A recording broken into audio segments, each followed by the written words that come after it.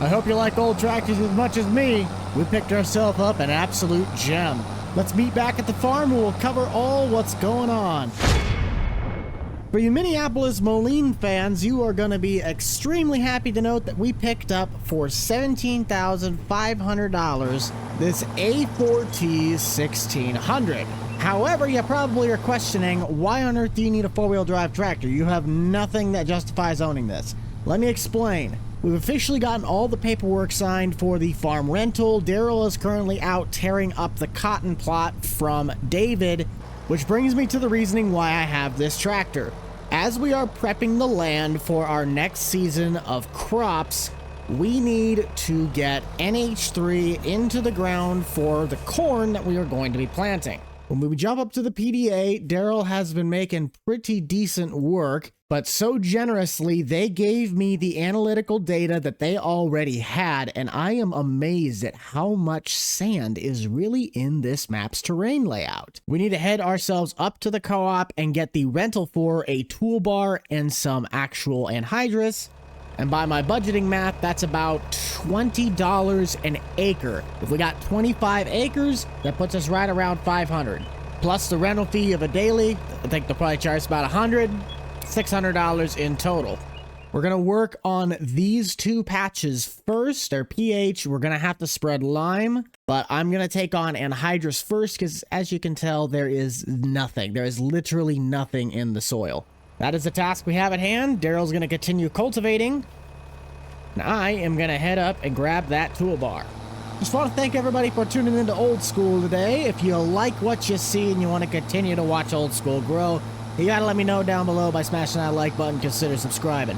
We are currently one turn signal down, so our hazards looks like I'm constantly turning right. But what do you expect? It's an old tractor. It's dirty. I got to clean this thing up. But for what we need it for, it will get the job done. It's about 170 horsepower. It really is only built to tow. And I know I'm going to need to take out a loan in order to get the chemical and possibly some renovations done on the farm for this coming season. We're still 50 grand in the hole from our initial purchase, and I'm trying not to go in debt as much as possible. But sometimes in order to make money, you have to spend money. We'll give Alan a call once we are at the co-op, so let's jump on up there and get in touch with the bank. Alan, good afternoon. So we finally went through with all that paperwork for the farmland, but we are going to have to get some more in terms to, continue renovating and building the property. I'm hoping we can have this loan paid back within, I think, 5 years. 2 if we have some really good seasons, but I think we're going to put that loan up to another 50,000, putting us at 100 if that works. All right. Thank you, sir. I appreciate it. The co-op was actually bought out about 3 weeks ago by Helena, and they now offer a handful of other services with propane, fuel delivery, NH3, seed distribution, and solid fertilizer along with the liquid. So quite a few new services that we're going to be able to unlock. I think we'll just talk to my buddy Scott and get that rental fee underway. There is that. And we will have to buy our own gas. As much as I'd like to soup this tractor up so I could pull the bigger toolbar, it's just not really in the budget at the moment. I will have to talk to Scott to see how much it's going to cost to get a load of lime taken out and just dumped in one of my plots. And then I'll load that into the spreader. But let's get this filled up and get on the road. I learned a hard truth the other day, and that's why we didn't have a video on Thursday. I got this whole video set up and then realized that apparently anhydrous ammonia does not register as an actual fertilizer in the game. So I had to change the fill types for both the toolbar and the tank to accommodate liquid fertilizer to quote-unquote act as NH3. Here is plot number 10. I don't really know where the field entrance was to this. Might have to create our own. But Katie really did some good groundwork to this. There's potatoes that used to be in the plot behind her house, but I don't remember what this was. All I know is that she came in here with a chisel plow and cleared the rest of it up. We just need to set our value for nitrogen to corn. With the purchase of the four-wheel drive, that does mean we have our first cabbed tractor. Now, would I have liked it to have been a row crop unit? Absolutely. But this is what we could afford, and this is what was available. Let's get that turned on. We are officially putting in nitrogen. My question is, why is it like skipping? Throttle down. Maybe it's just because we're doing it in such small increments? Oh, no, there it goes. Now it's starting to register. I think it's just because we're on the field edge. We do not have a guidance steering system in this, so we're going to have to do this by hand. Why don't you guys let me know down in the comment section for those that do NH3 or side dressing applications on their farm, which one do you prefer and what is the reasoning? I think mostly in my area, people do this NH3 work rather than doing side dressing, but I have seen a side dresser going down the highway, and then of course Grant has used it himself. Grant also tried to explain to me kind of what the deal with side dressing is, and my interpretation of what he said was pretty much NH3 or anhydrous like marinates in the soil over the winter, and then when you side dress, it's pretty much putting those nutrients right on top of the plant in its current state. Filling up the tank cost me $4,500, which is a big reason why we ended up going with such a big loan. I seriously don't know how much product I'm going to be going through by doing all of this work. Well, we're pulling this cultivator pretty dang easy. We might have been able to put that bigger toolbar on. I just don't want to stress the equipment since I haven't really done a full checkup on this. We drove about 3.5 hours tractor time to bring it home. On the topic of things that I'm looking to buy, I'm trying to figure out the best scenario to do for my combine and planting situation. The John Deere seed drill that I have, it's great, don't get me wrong, but it is small, outdated, and it cannot plant corn. So my goal has been to find a likely 8-row planter and a 4-row corn header. I don't know how tough that's going to be, but I'd rather not put more stress on the machine than it has to. We could probably run a 6-row really slow and then run a 6-row planter, but then again, you're putting the risk on the harvester more than anything. One last piece of exciting news: in the mod hub the other day, a new mod called Hired Helper Tool came out, which allows us to do custom-made AI characters. You can bet you already know, for those that have been around the channel long enough, we have had 3 dedicated farmhands that have been a staple of this channel's growth.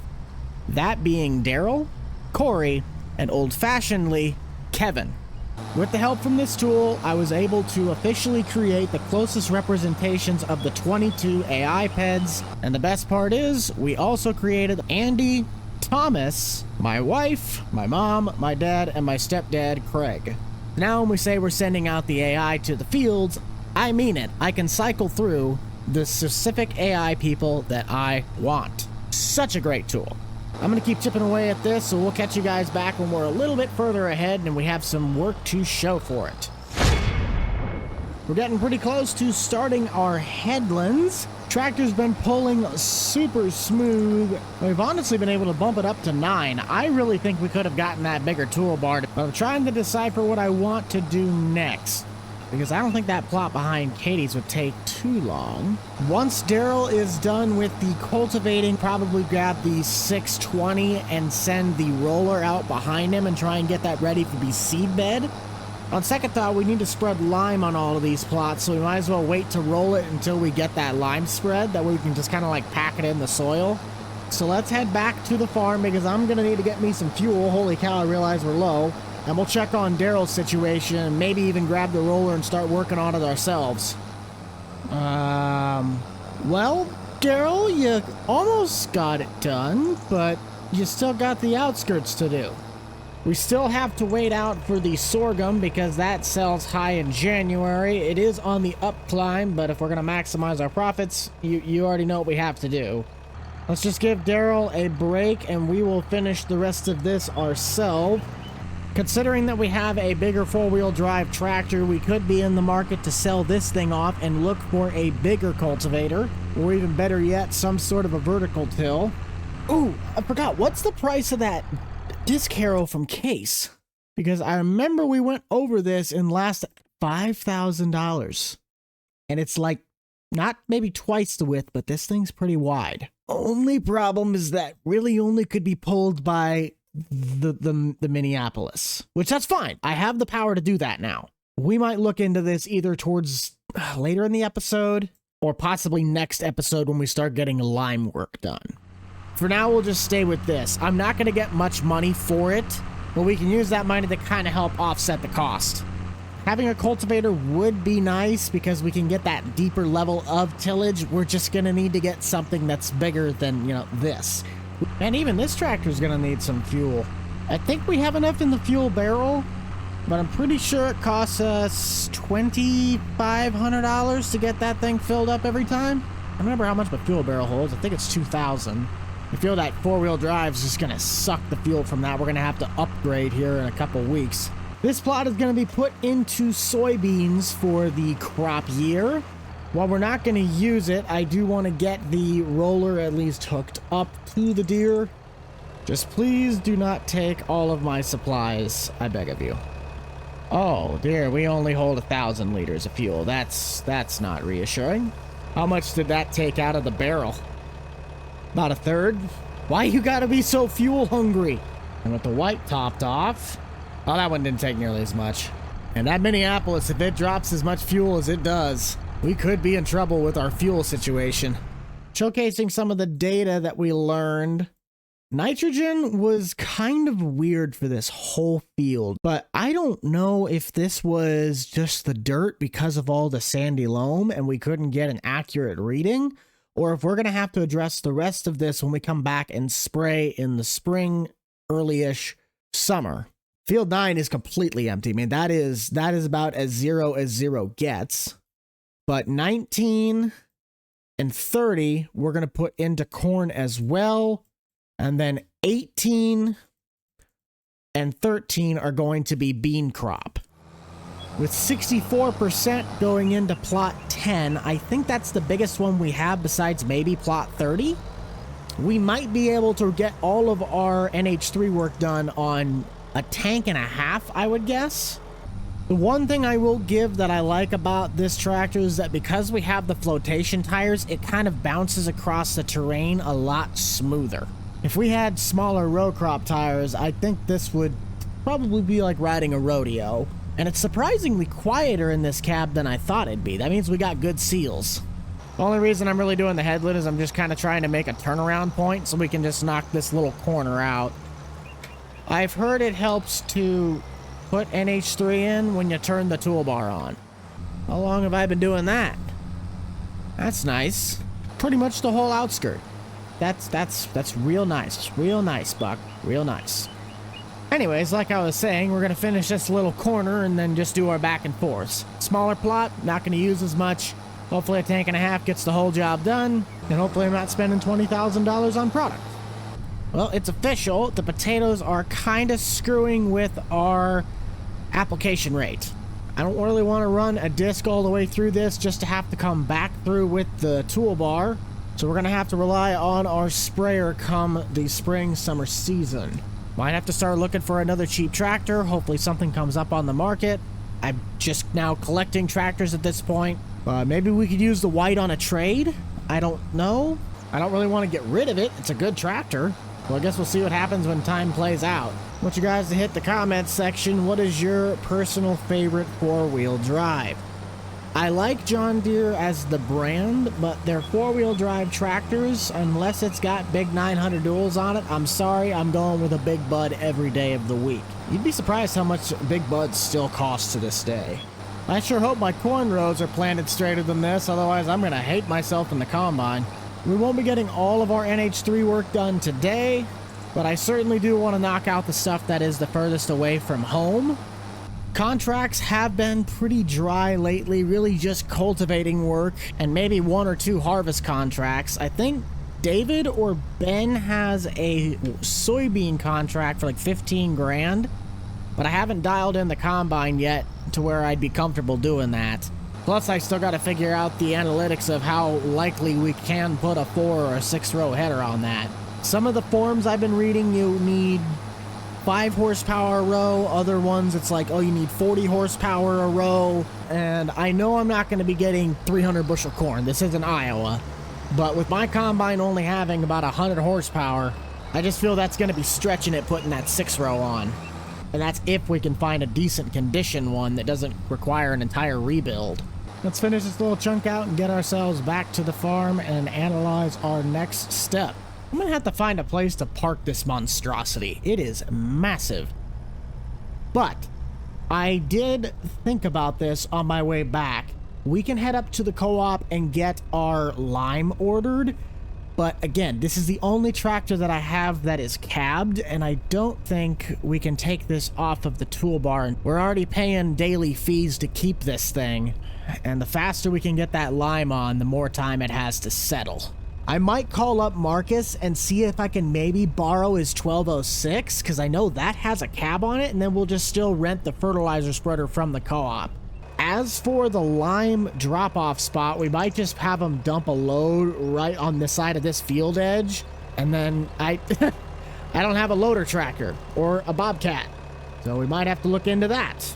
All of that could probably be done next time, but I'm gonna need to do A, get a lime ordered, B, we still need to get plot 30 and 19 gassed in, and C, we're gonna need to look into that disc harrow.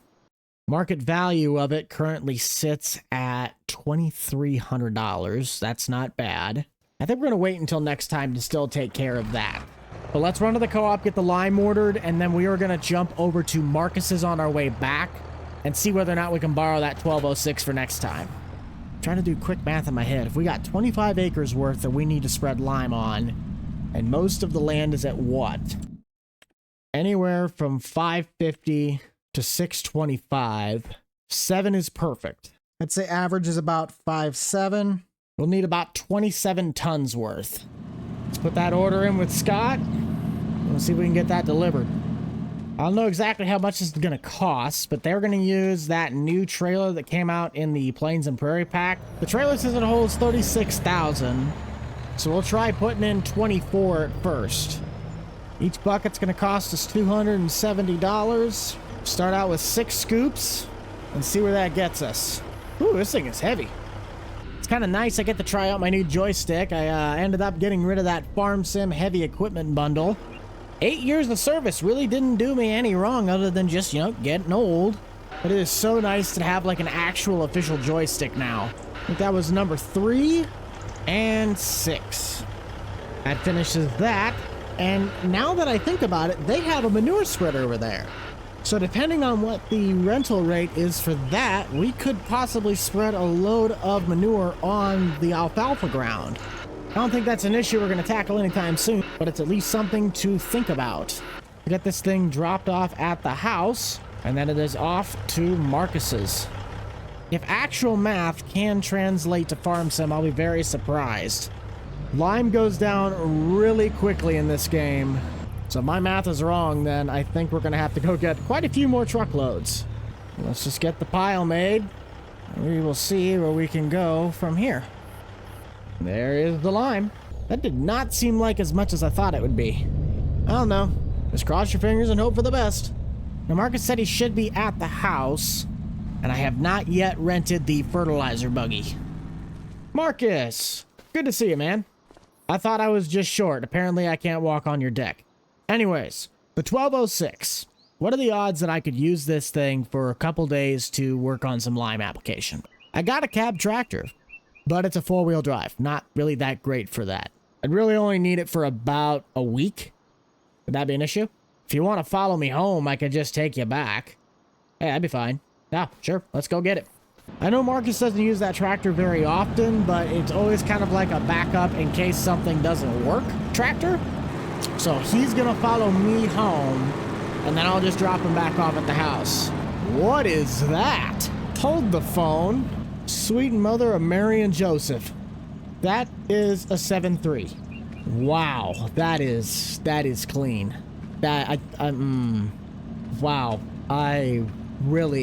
yeah. That would be a nice truck to own. Okay. Someday, Buck, someday. Well, I obviously have my work cut out for me, so I think that is really all we're going to have time for today on the Old School Survival Series. Thank you all so much for tuning in. Next time around, we are going to be getting into lime work, along with some field cultivation with the new wing disc. If you guys would like to check out more with the Old School series, be sure to look at that playlist linked in the top right-hand corner of your screen. Other than that, make sure to keep it light, keep it loose, keep it fresh, and most importantly, keep it fun. We shall see you guys on the next one. This is the Rebel Man out. Peace.